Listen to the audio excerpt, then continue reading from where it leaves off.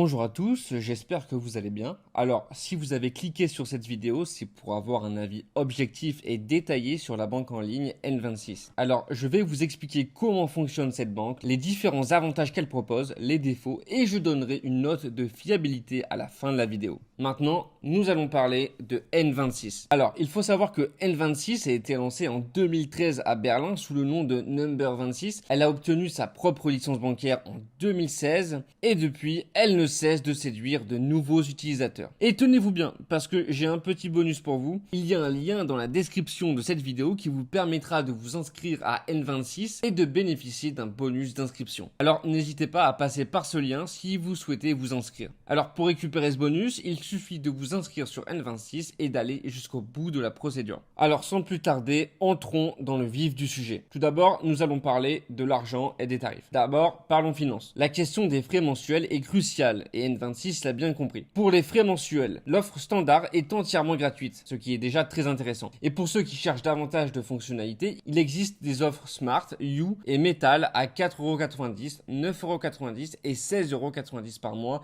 respectivement. Ensuite, pour le coût de la carte bancaire, alors il faut savoir que la carte associée à l'offre standard est gratuite, tandis que les offres premium incluent des cartes au design un peu plus élaboré. Pour les retraits à l'étranger, si vous êtes à l'étranger, l'offre You vous permet des retraits gratuits en devises étrangères, ce qui peut représenter une économie non négligeable. Ensuite, nous allons parler de la facilité d'utilisation. Alors, pour l'appli mobile, faut savoir que l'application N26 est très bien notée, notamment sur l'Apple Store, où elle a obtenu une note de 4,8 sur 5, donc elle est à la fois intuitive et fonctionnelle, permettant une gestion aisée de vos finances. Pour les distributeurs, N26 n'a pas encore de distributeur propre, mais elle est compatible avec un grand réseau de distributeurs en Europe. Le nombre de retraits gratuits dépend de votre abonnement. Ensuite, nous allons nous intéresser aux services proposés. Alors, pour les types de comptes. Alors, N26 est efficace en ce qui concerne les comptes courants, mais il n'offre pas de compte épargne ni d'option d'investissement, ce qui est une limite pour une banque plutôt moderne. Et pour les prêts et les crédits, il faut savoir que N26 est en collaboration avec United Credit et N26 propose des prêts allant de 1000 à 50 000 euros avec une réponse presque immédiate, entièrement en ligne. Maintenant, nous allons nous intéresser aux services clients.